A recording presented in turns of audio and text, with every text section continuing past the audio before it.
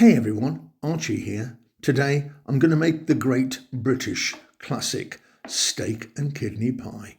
It's possibly one of the oldest British pies ever. Let's take a look at the history before we get cracking, shall we?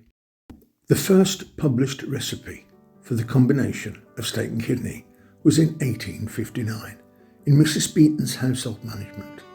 Beeton used it in a pudding rather than a pie. She'd been sent the recipe by a correspondent in Sussex, southeast England. It was until then a regional dish, unfamiliar to cooks in other parts of Britain. Beeton suggested that steak and kidney could be very much enriched by the addition of mushrooms or oysters. In those days, oysters were the cheaper of the two. Mushroom cultivation was still in its infancy in Europe, and oysters were still commonplace. In the following century, around 1954, Dorothy Hartley, a renowned food historian, recommended the use of black-gilled mushrooms rather than oysters because, she said, long cooking makes oysters go hard. Okay, let's briefly run through the list of ingredients we're going to need. We'll need some wonderful diced chuck or stewing beef, some kidney, some mushrooms, some onions, garlic, some lovely dried thyme, a bay leaf, some Worcestershire sauce, some tomato paste, a little bit of Dijon mustard, obviously a little bit of salt and pepper, and then we'll need some rich beef stock. We'll also need a cup of flour and some water for a thickening agent. We'll need an egg yolk to brush the pastry, and we'll also need a batch of my shortcrust pastry. There's a link to the video for the shortcrust pastry in the description below, along with a full list of the ingredients in detail. Let's get cracking, shall we? So I've got a knob of butter and some oil. I'm going to throw in all my beef, my onions, garlic, thyme and bay leaf, and the mushrooms, a little bit of salt and pepper as well.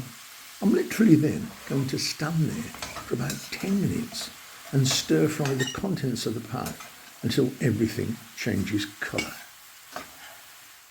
There we are, it's nicely sealed. Probably took me between 10 and 15 minutes over a medium heat. Now it's time to throw in the kidney. You can use ox kidney, pig's kidney, some people swear by lamb's kidney. Whatever you can find is absolutely fine. Stir fry that for a further 5 minutes. Once again, constantly stirring. And then it's time to add some more ingredients. I'm adding some tomato paste. I'm also adding the fabulous Worcestershire sauce. I wonder how many people can pronounce Worcestershire. Let's throw in a little bit of Dijon Mustard. That wasn't in the ingredient picture earlier. So once again, give everything a stir. And now I'm going to cover everything with a really rich beef stock. The better the beef stock you can get, the better the flavour of the pie. And once that's in, we just need to bring it to a vigorous boil. And now I'm going to pop the lid on for around about 2 hours. And while that's doing, I'm going to take my flour and my water, and I'm going to create a thick paste. And this is a very old-fashioned way of thickening gravies and sauces. You need to whisk it until there's no lumps left in. So spend a good minute and a half whisking that flour and water. I guess this is a wheat flour slurry.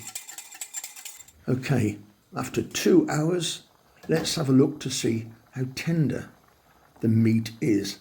I always like to take out a piece of meat, pop it on a plate, and just with the edge of the fork, just crush the meat. That tells me that that meat is perfect. It's fork tender.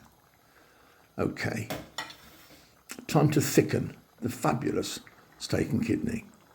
I'm just going to put half in at the moment. While it's boiling, keep stirring, and you'll notice the gravy is going to get very, very thick.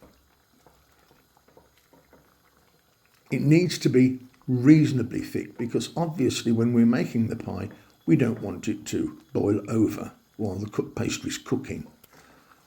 So once you've added half of the wheat flour slurry, let's put the rest in, shall we? Once again, as it's boiling, stir around. And we're on a medium heat, by the way. And then there's your beautiful thick steak and kidney pie filling. If you want to taste it and put some more salt and pepper in, it's entirely up to you. I didn't because there was enough seasoning in. So it's time to make the pie. I've got a disc of pastry here, about 5 inches in diameter, about 2 inches thick, and I'm going to roll it. I like to do 2 or 3 rolls, then I like to turn the pastry. And then eventually my pastry will be big enough to fit the pie dish. In between you can obviously sprinkle little bits of flour to make sure it doesn't stick. So once you've rolled the pastry out, take the pie dish and then line the base.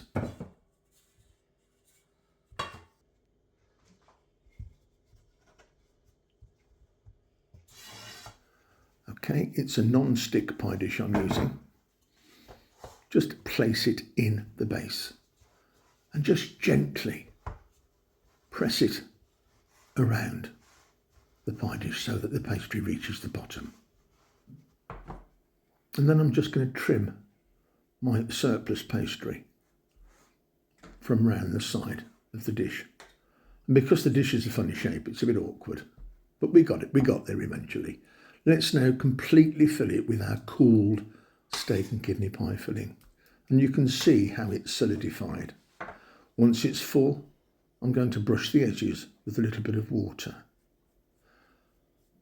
Some people use milk or even egg wash. I just use a little bit of water to stick. It's my glue.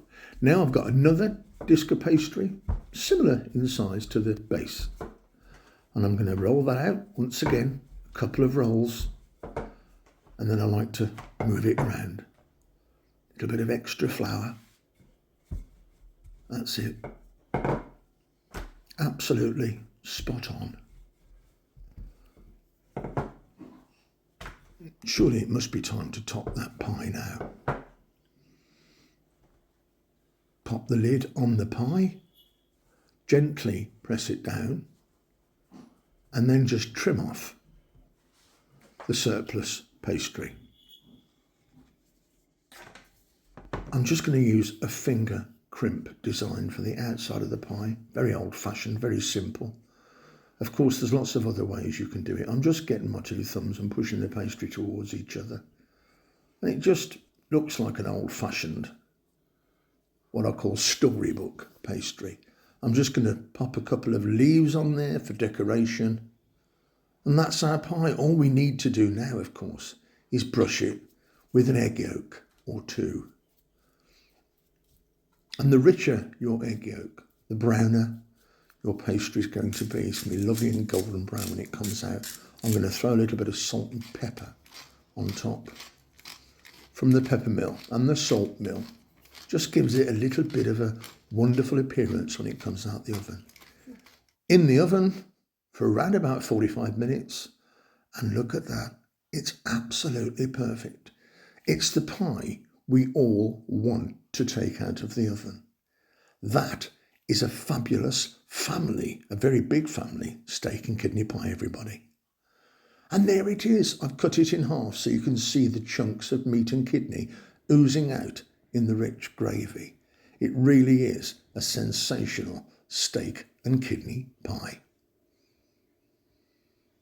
And don't forget, everyone, if you've enjoyed the video, give me a like or subscribe, tell your friends, or even drop me a comment. Let me know how you get on. Let me know if you hate steak and kidney. Let me know if you love steak and kidney. Either way, I'm going to get stuck in. I'll see you guys very soon.